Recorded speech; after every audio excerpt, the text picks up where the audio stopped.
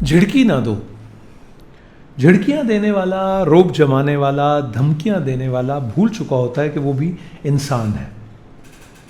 انسان کو انسانوں پر روب جمانے اور انہیں جھڑکی دینے کا کوئی حق نہیں ہے. یہ نقلی استحقاق صرف غرور نفس کا دھوکہ ہے، اور غرور کسی انسان میں اس وقت تک نہیں آ سکتا جب تک وہ بدقسمت نہ ہو. نصیب والے، قسمت والے ہمیشہ عاجز و مسکین بن کے رہے. وہ کسی مرتبے پہ فائز ہوئے تب بھی انکسار سے کام لیتے رہے. مغرور بادشاہ فرعون کی عاقبت کے وارث ہوتے ہیں.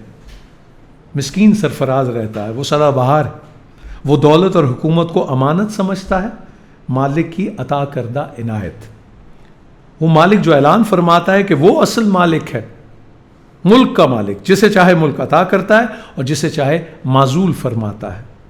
ہم سمجھتے ہیں کہ بیلٹ بکس ہمارے لیے قوت نافذہ ہے، اس لیے ہم بیلٹ بکسوں کے ساتھ کھیل کرتے رہتے ہیں اور پھر قدرت ہمارے ساتھ کھیل کرتی ہے.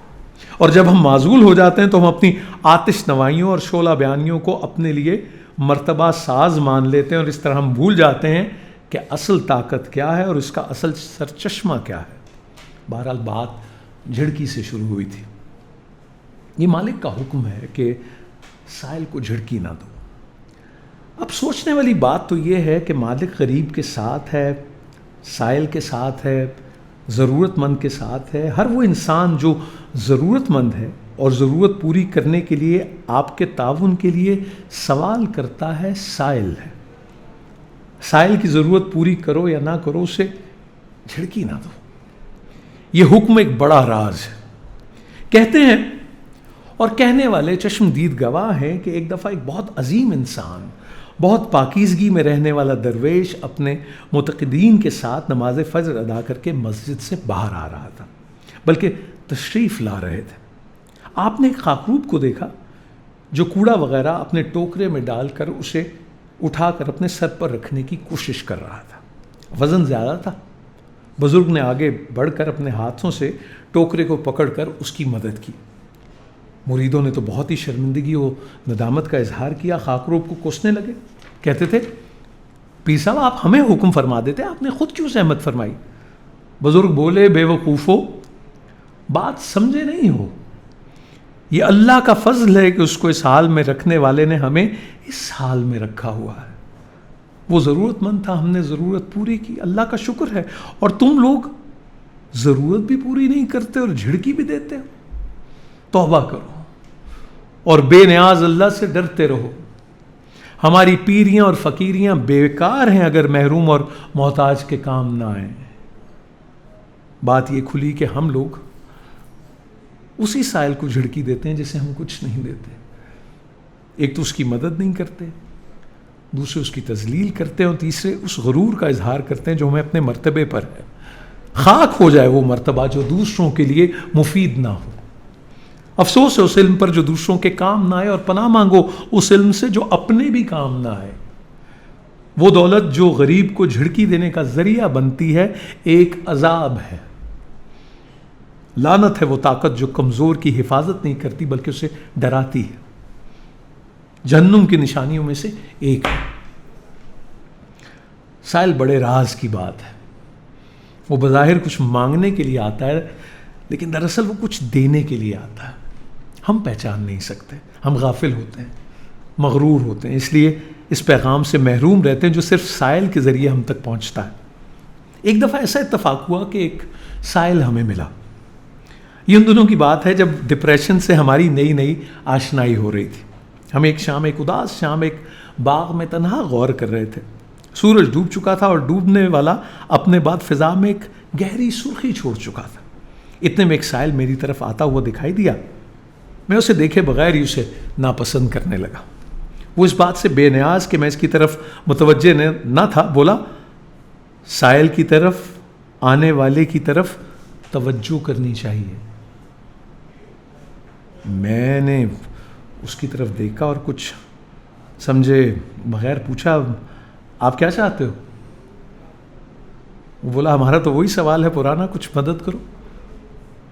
میں اس کی شخصیت اور اس کے انداز گفتگو کے اثر میں آتا چلا گیا. میں نے اس کی مقناطیسی شخصیت کے روب میں آ کر اپنی جیب میں ہاتھ ڈالا اور بڑی احتیاط سے ایک 5 روپے کا نوٹ نکالا اور اس سے کہا بابا جی قبول فرماؤ. بابا مسکرایا اور بولا بیٹا اس سے تو میں قبول کرتا ہوں لیکن میری بات غور سے سنو. میں بھیجا گیا ہوں تمہیں یہ بتانے کے لیے کہ تم جس کو پریشانی سمجھ رہے ہو یہ تو ایک اچھے دور کا آغاز ہے.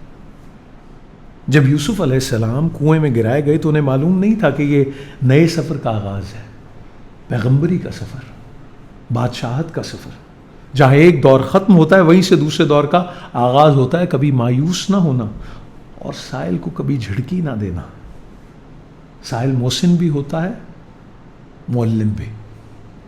بابا بولتا جا رہا تھا اور لفظوں کے چراغ من میں اجالا پیدا کر رہے تھے. میرے بارے میں کچھ باتیں ایسی فرما رہے تھے جو صرف میں ہی جانتا تھا. میں چاہتا تھا وہ یوں ہی بولتے چلے جائیں لیکن وہ اچانک چپ ہو گئے. میں نے کہا مزید ارشاد؟ بولے نہیں. میں نے کہا کیوں؟